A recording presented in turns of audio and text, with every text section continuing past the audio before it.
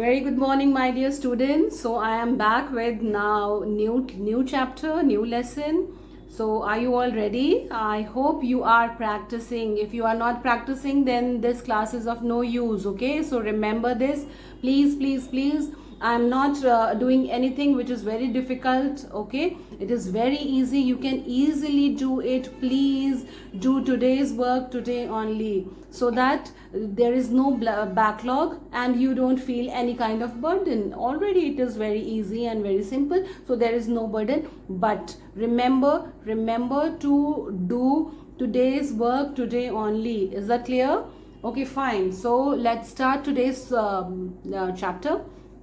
And for the new listeners who have joined us today only, I'm telling you what is my program. It is a 30-day program, and in which I am going to remove the hesitation and build a little confidence in you, so that you start speaking and remove that barrier that is stopping you from speaking. Okay, so just I'm starting it as promised. So first of all, we will be doing the listening skill, and for listening skill, every day I am telling you one new story, and that story, because you know it solves two purposes.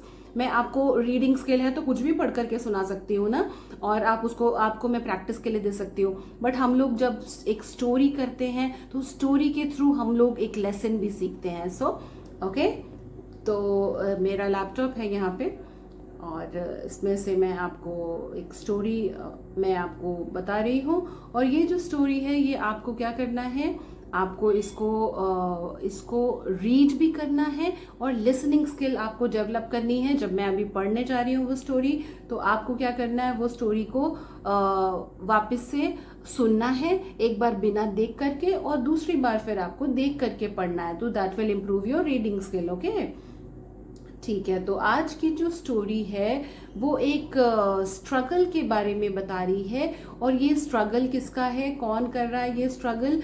आपने देखा होगा जो butterfly होती है ना, butterfly बनने के पहले वो एक क्या रहती है, कुकून रहता है ना. अलग अलग स्टेजेस रहते हैं, साइंस में आपने शायद पढ़ा होगा, राइट? तो आज हम उसके स्ट्रगल की कहानी सुना रहे हैं और देखते हैं कि क्या होता है, राइट? सो या, struggle develops strength. This is the name of the chapter. Okay, one day a man was passing by a garden when he saw a butterfly cocoon which was about to get open. He saw a small opening on it and watched the several hours of struggle the butterfly came through to get the body out of it. After many hours, it seemed that the butterfly stopped trying as there was no progress. He thought to help the butterfly by cutting the cocoon with a scissor. So the butterfly came out easily, but the wings were shriveled and the body was tiny and withered. Unfortunately, the butterfly was not able to take flight and spent the rest of the life crawling with a wounded body. And what is the moral of the story? This is the nature's way of telling the importance of struggle in life. Sometimes different kind of struggles are needed in life to make you stronger in future. Never feel disappointed in life and stop trying when life offers you struggles, but keep on fighting until you become successful. Okay, so this was the story, and as promised, I am going to tell you the meaning also, so that you understand it. When you will listen, my dear students, you will understand very little, okay, for the first time, and then when you will read, you will understand it more. ठीक है, और मैं अभी आपको कहानी समझा देती हूँ तो आपको और ज़्यादा समझ में आएगी. तो हम कहानी बता रहे थे बटरफ्लाई की, कुकून की है, जो वो छोटा रहता है बटरफ्लाई बनने के पहले.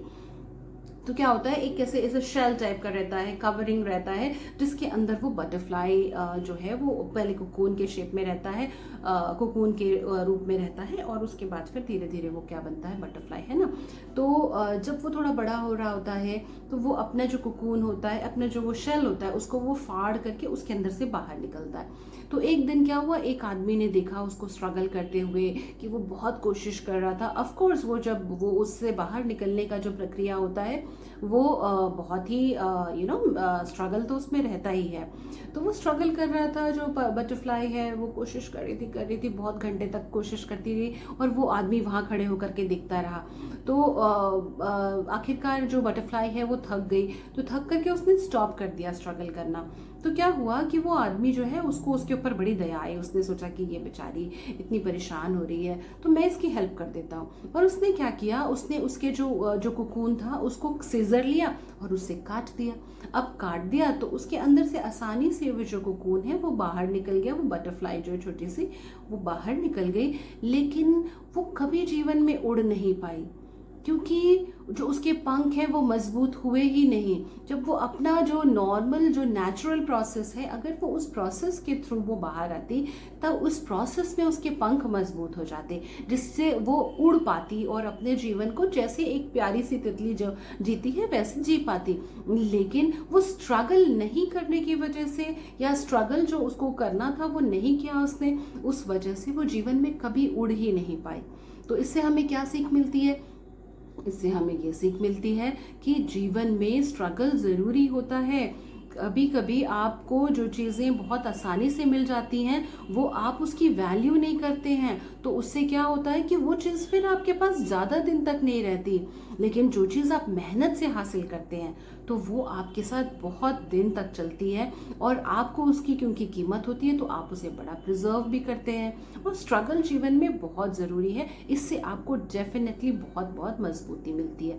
तो आई होप ये जो स्टोरी है इसमें आप लिसनिंग स्किल्स को भी डेवलप करेंगे और आप इससे अपना जो रीडिंग स्किल्स है उसको भी डेवलप करेंगे, अंडरस्टैंडिंग स्किल्स को डेवलप करेंगे और साथ में ही अपने जीवन में जो आपने इससे लेसन लिया उसको भी आप फॉलो करेंगे। ठीक है, अब तो हम बात कर रहे थे, अब हमें करना है स्पीकिंग स्किल्स। तो स्पीकिंग स्किल्स में आज हम क्या लेंगे, कल हम लेने वाले हैं, कल जो हम लेंगे हमारी रूटीन एक्टिविटीज़ लेंगे। आज उसके पहले मैं चाहती हूँ कि आप लोग जो बहुत सिंपल सेंटेंसेस होते हैं, बहुत ज़्यादा सिंपल, जिसमें हमको कोई भी आप समझ लीजिए कि आपको वर्ब भी जो है यूज़ नहीं करना पड़ता है। देखो दो तरह के सेंटेंसेस होते हैं, है ना, एक वर्ब वाले यानी एक्शन वाले जो सेंटेंसेस होते हैं जिसमें कोई ना कोई एक्शन हो रहा होता है। ठीक है, जैसे I play, I am playing, I was playing, जो भी है। ठीक है, आई ईट, आई ड्रिंक, जहाँ पे कुछ एक्शन हो रहा है। और कुछ ऐसे सेंटेंसेस होते हैं जहाँ पे कोई वर्ब नहीं होता है, जैसे this is my book, this is my laptop, she is my friend, he is my brother. ठीक है, this is my school, please. तो ये जो है हमारे जो सेंटेंसेस हैं, ये आपने देखा कि जो दूसरे वाले सेंटेंसेस हैं ये यहाँ पे कोई एक्शन नहीं हो रहा है, यहाँ पे कुछ चीज़ों के बारे में कोई इन्फॉर्मेशन दी जा रही है ना। तो सिंपल सिंपल सिंपल सेंटेंसेस हैं। आप लोग ये वाले सेंटेंसेस से शुरू करिए, ये बहुत ही ईजी रहेगा। ठीक है, जैसे आपको अभी ये हम क्यों कर रहे हैं, ठीक है, आप कहेंगे कि ये सेंटेंसेस तो शायद हमें कभी ऐसे बोलने की ज़रूरत पड़ेगी या नहीं पड़ेगी। देखिए, हमको हमारी टंग को भी ट्विस्ट करना है। हमारी टंग जो है वो कैसे ट्विस्ट होगी, जब हम सेंटेंसेस बोलेंगे। ये बहुत, एवरीथिंग इज इम्पॉर्टेंट। हाँ, डोंट थिंक कि ये इंपॉर्टेंट नहीं है, ये डोंट बी जजमेंटल, आपको ज़्यादा दिमाग नहीं लगाना है कि ये इंपॉर्टेंट है, यानी एवरीथिंग इज इम्पॉर्टेंट, राइट। सो हम लोग पहले सिंपल स्टेटमेंट से शुरू करते हैं, सिंपल सेंटेंसेस से शुरू करते हैं। तो जैसे यही हम कर लेते हैं, दिस, दैट, दीज और दोज को यूज़ करके हम सेंटेंसेस बना लेते हैं पहले।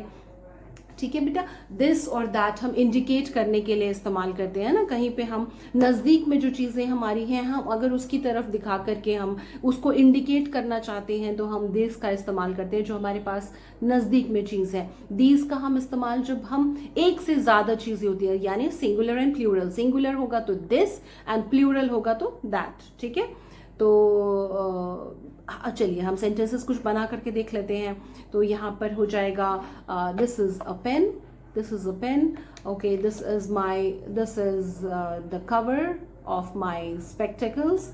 ओके, ये थोड़ा सा मुश्किल है आपके लिए, कोई बात नहीं है। This is a wash, this is a wash, this is a table, this is a room, this is my bedroom, आप ऐसे बोल सकते हैं। अगर कोई चीज़ दूर है तो आप उसको दैट का इस्तेमाल यहाँ पे कर सकते हैं। आप हो सकता है कि आप बाहर जा रहे हैं, आपका स्कूल आ गया रास्ते में, आप दिखा सकते हैं अपने फ्रेंड को, that is my school, okay, that is my school, okay, that is the playground, that is the playground, that is Rajendra Stadium।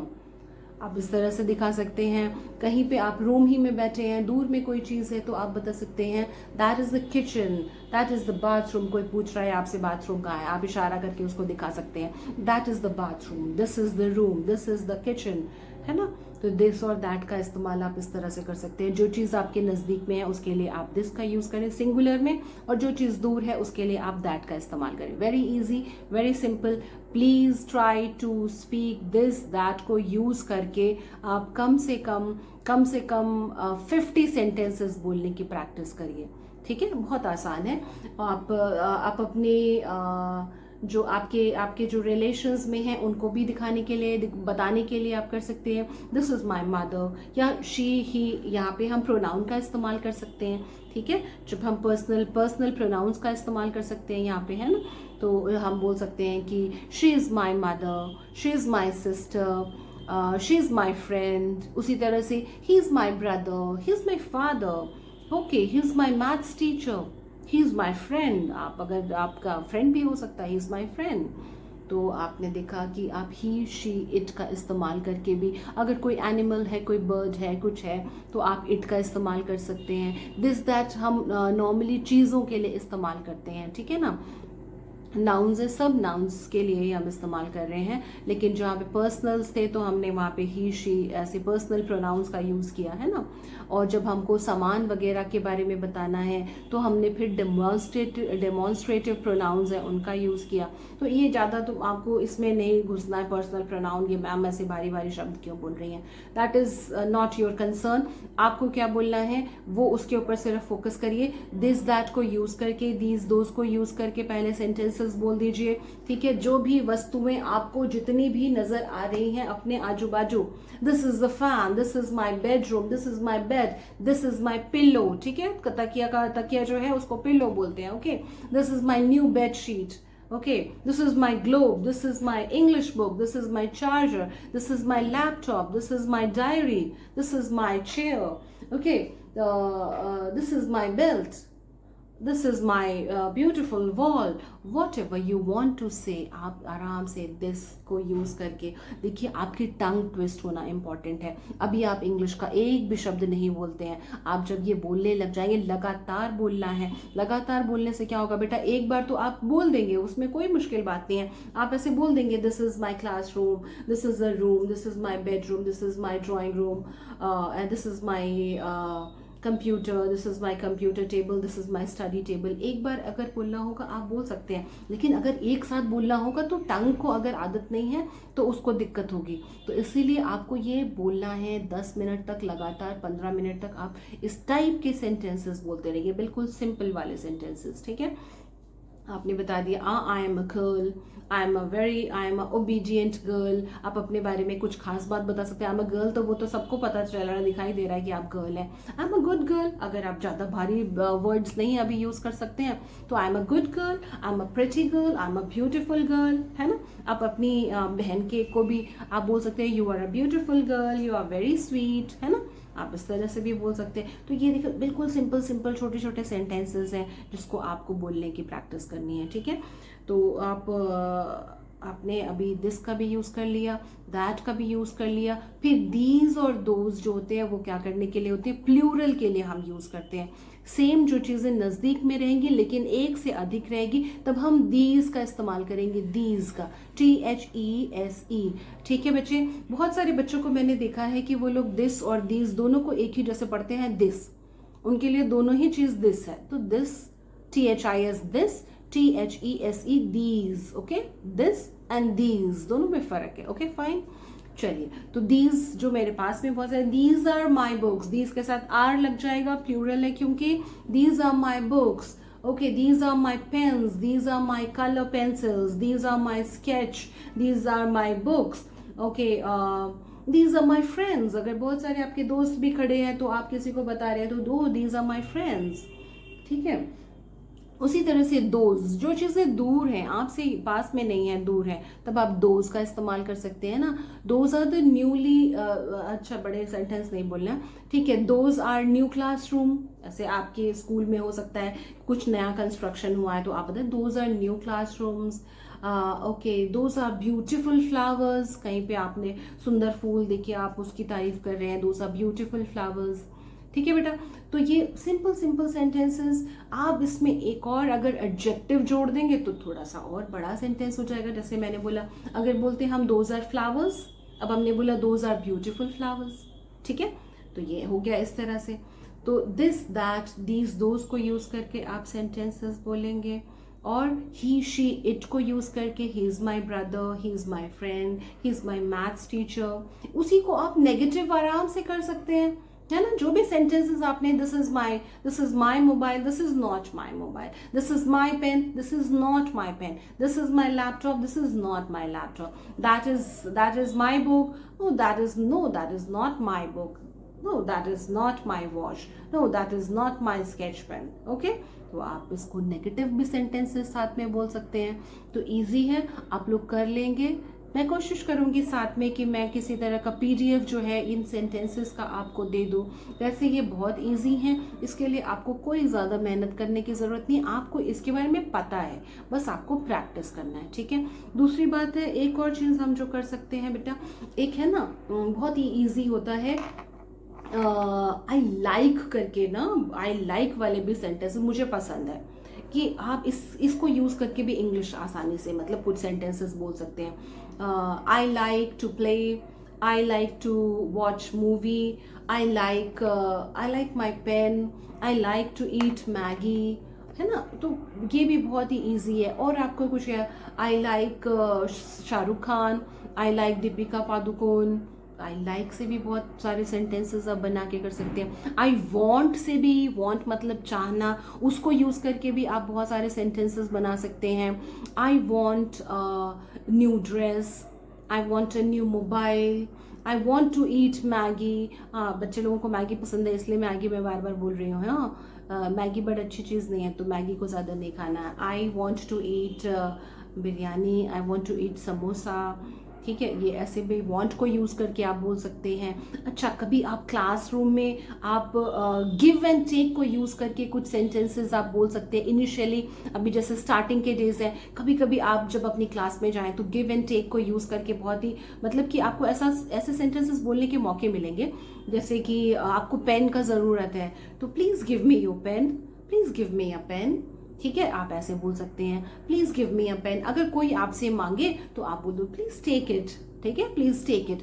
ये बोलने की कोशिश करिए, अपने फ्रेंड्स के साथ बोलने की कोशिश करिए, कोई मुश्किल बात नहीं है इसमें, ठीक है। तो वीडियो अब और बहुत ज़्यादा लंबा नहीं हो जाए, इसीलिए मैं अभी यहीं पे स्टॉप करना चाहूँगी इसको। आप लोग इसको प्लीज़ पढ़िए, प्रैक्टिस करिए। जितना ज़्यादा आप प्रैक्टिस करेंगे उतना ही आपको फ़ायदा होगा। दुनिया में बहुत चीज़ें अवेलेबल हैं, लेकिन जब तक हम उसको यूज़ नहीं करेंगे, अप्लाई नहीं करेंगे उस नॉलेज को, तो हमारे लिए वो कुछ भी नहीं है। It is zero for us, ठीक है। तो dear children, keep practising. If you like my videos, if you like the content, please give a thumbs up. If you want something else, if you have some suggestions, please give in the comment section, and please subscribe to my channel, and you can also click the the bell so that you can get the notifications of my videos. Thank you so much.